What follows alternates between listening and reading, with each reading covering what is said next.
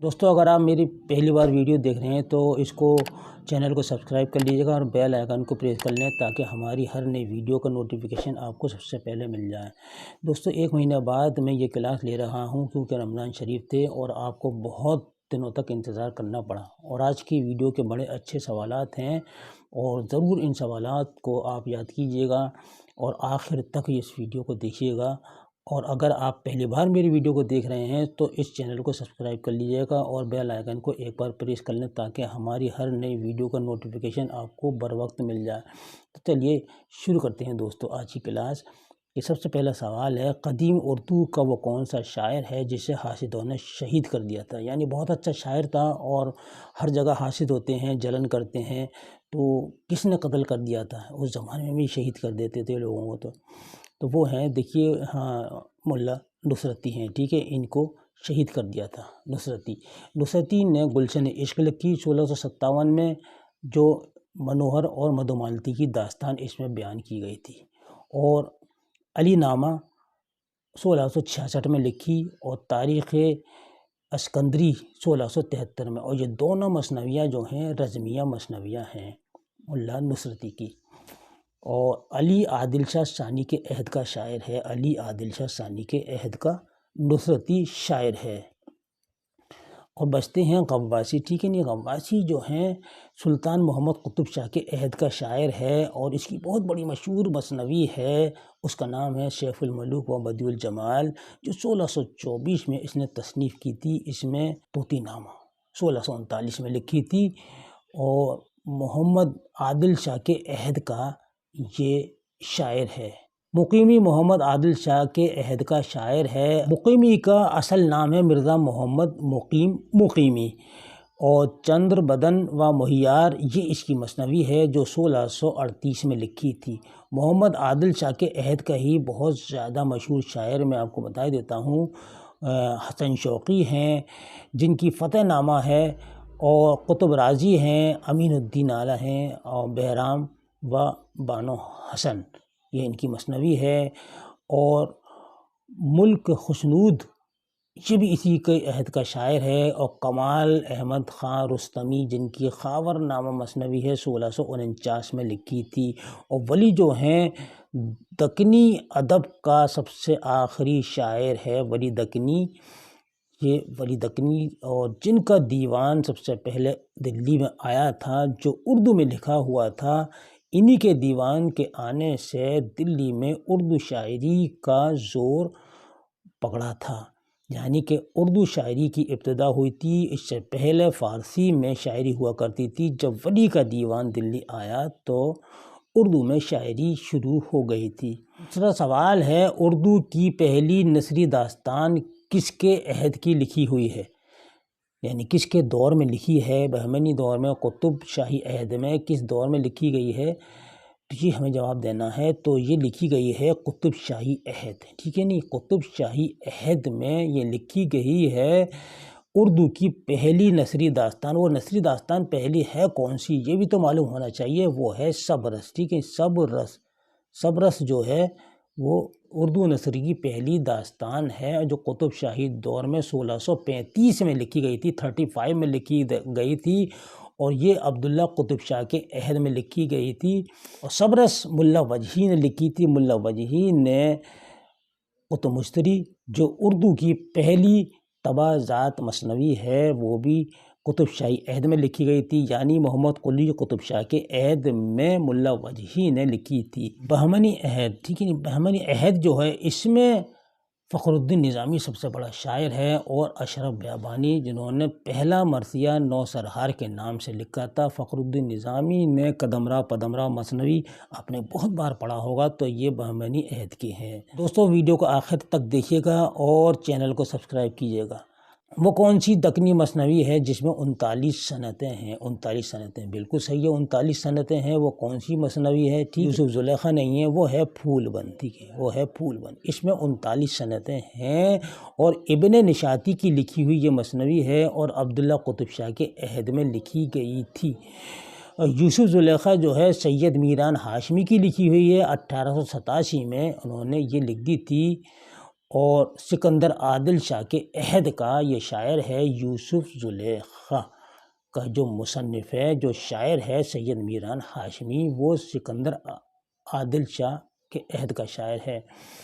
علی نامہ آپ کو معلوم ہے یہ ملا نصرتی کی ہے، اور طوطی نامہ بھی نصرتی کی ہے، یعنی طوطے کی زبان سے کہی گئی 70 کہانیاں ہیں اس میں، یہ بھی بات پوچھ لیتے ہیں کبھی کبھی۔ اور علی عادل شاہ کے عہد کا یہ شاعر ہے۔ نذیر اکبر آبادی کا اصل نام کیا ہے؟ تو نذیر اکبر آبادی کا اصل نام ہے ولی محمد، ٹھیک ہے۔ کس مصنف کی کہانیوں میں جہد آزادی کی تاریخ ملتی ہے؟ کون سا مصنف ہے ایسا جس کے ہندوستان کی آزادی کی تاریخ ملتی ہے ہمیں؟ تو دیکھیے وہ ہم آپ کو بتاتے ہیں منشی پریم چند، ٹھیک ہے۔ ان کی جو کہانیاں ہیں وہ تمام کہانیاں سچی ہوتی ہیں، حقیقت پر مبنی ہوتی ہیں۔ ہمارا سوال آ جاتا ہے پریم چند ابتدا میں کس نام سے افسانے لکھتے تھے؟ پریم چند ابتدا میں کس نام سے افسانے لکھتے تھے؟ ٹھیک ہے، تو دیکھیے دھن پت رائے بھی انہی کا نام ہے، نواب رائے بھی انہی کا نام ہے، موہن رائے ان کا نہیں ہے، منگل رائے ان کا نہیں ہے، بچتے ہیں یہ دونوں نام بچتے ہیں، ٹھیک ہے۔ تو اب ہمیں یہ بتانا ہے کہ پریم چند شروع میں کس نام سے افسانہ یعنی کہ کہانیاں لکھتے تھے۔ اگر کہانی آ جائے کہانیاں لکھتے تھے تب بھی آپ بتائیے گا، تو وہ صحیح جواب ہے نواب رائے، ٹھیک ہے، نواب رائے کے نام سے۔ اور اگر یہ پوچھ لیں کہ نواب رائے پریم چند کا نام کس نے رکھا تھا گھر میں، تو ان کے چچا نے۔ کس نے لکھا تھا؟ چچا جان نے ان کے رکھا تھا نام نواب رائے۔ دھن پت رائے پریم چند کا ہی اصل نام ہے، یہ کس نے رکھا تھا؟ یہ ان کے والد نے لکھا تھا، یعنی کہ باپ نے رکھا تھا، ٹھیک ہے، نہیں باپ نے رکھا تھا۔ اب بچتا ہے پریم چند۔ پریم چند کہاں سے آ گیا؟ جب باپ نے دھن پت رائے نام رکھ دیا اور نواب رائے چچا نے رکھ دیا، اور اسی سے وہ اپنے افسانے لکھنے بھی لگے، لیکن پھر پریم چند کیسے آ گیا؟ اب پریم چند اس لیے آیا کہ جب انگریزوں کی حکومت تھی اور اس میں ہندوستان کی آزادی کے چرچے تھے اور نواب رائے کے نام سے افسانے لکھا کرتے تھے، اور ایک افسانوی مجموعہ جو سب سے پہلا 1908 میں شائع ہوا سوز وطن کے نام سے، جس میں 5 کہانیاں تھیں اس وقت، تو وہ انگریزوں کے خلاف تھا، اس لیے انگریزوں نے اس کو ضبط کر کے جلا دیا۔ اب جب یہ جلا دیا گیا تو دیا نارائن نگم جو زمانہ کانپور جو اخبار تھا، رسالہ تھا، کانپور سے نکلتا تھا، اس کے ایڈیٹر تھے، انہوں نے مشورہ دیا کہ آپ نواب رائے نام کو بدل دیجئے اور پریم چند رکھ لیجئے، کیونکہ انگریز آپ کے نام کو جانتے ہیں، اس لیے آپ کی کہانیاں چھپنے میں دقت آئے گی۔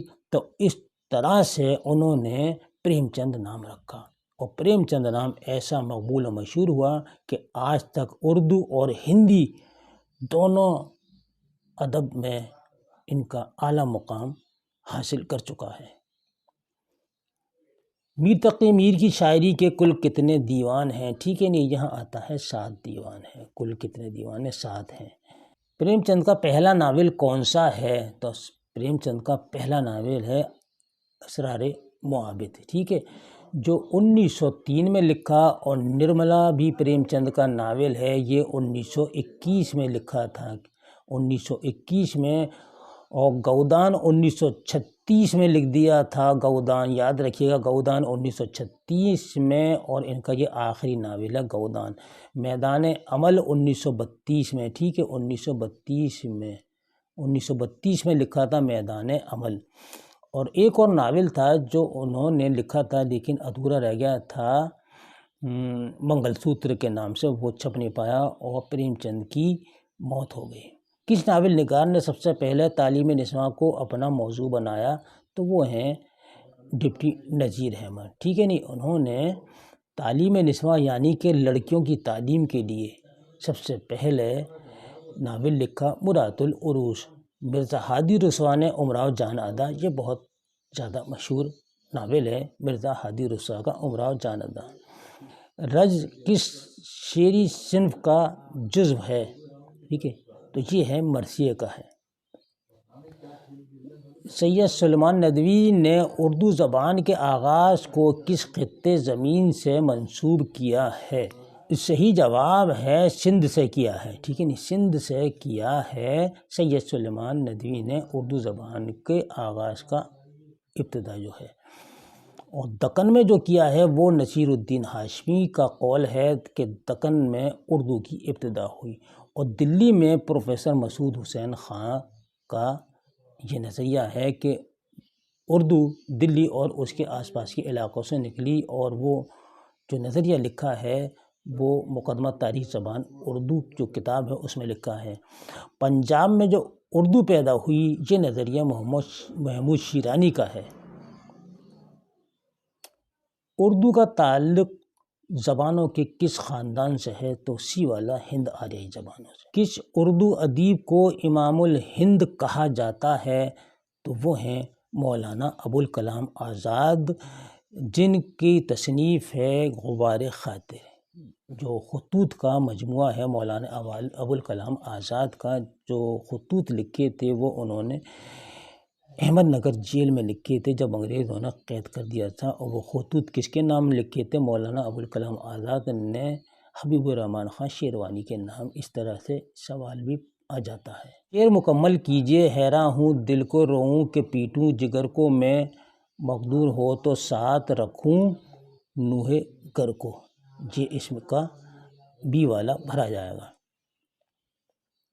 کس نثری صنف کو دماغ کی ترنگ کہا جاتا ہے؟ تو وہ کہا جاتا ہے انشائیے کو۔ کرشن چندر کے اولین افسانوی مجموعے کا نام کیا ہے؟ تو وہ ہے طلسم خیال، ٹھیک ہے نہیں، طلسم خیال یہ ان کے افسانوں کا پہلا مجموعہ ہے۔ اردو تنقید کو معشوق کی موہوم قمر کس نے کہا ہے؟ تو کلیم الدین احمد نے کہا ہے۔ ان میں سے کون سا بیان درست ہے؟ ان میں سے کون سا بیان درست ہے؟ تو یہ بی والا ہے، ہمیں حسن کا معیار بدلنا ہوگا۔ یہ جو جملہ ہے یہ بڑی اہمیت کا حامل ہے، اور یہ بات کس نے کہی ہے زور ڈال کے؟ یہ پریم چند نے کہی ہے۔ پریم چند نے یہ بات کہی ہے، یاد رکھیے گا، پریم چند نے کہی ہے یہ بات، اور کس جگہ کہی ہے یہ بھی آپ سن لیجیے کہ ترقی پسند تحریک کی جو پہلی کانفرنس لکھنؤ میں ہوئی تھی اس کی صدارت پریم چند نے کی تھی۔ اس صدارتی جلسے میں پریم چند نے یہ جملہ کہا تھا کہ ہمیں حسن کا معیار بدلنا ہوگا۔ صحیح جوڑ کی نشاندہی کیجیے۔ تو یہ بی والا پی کہاں، اس کے مصنف ہے پنڈت رتن ناتھ سرشار، ٹھیک ہے۔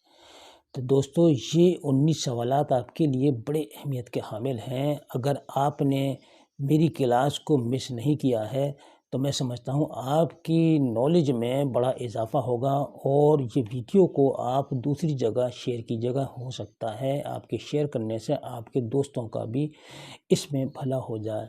اس کے ساتھ ہی دوستو مجھے اجازت دیجیے، انشاءاللہ پھر معروضی سوالات لے کر حاضر ہوں گا۔ اللہ حافظ۔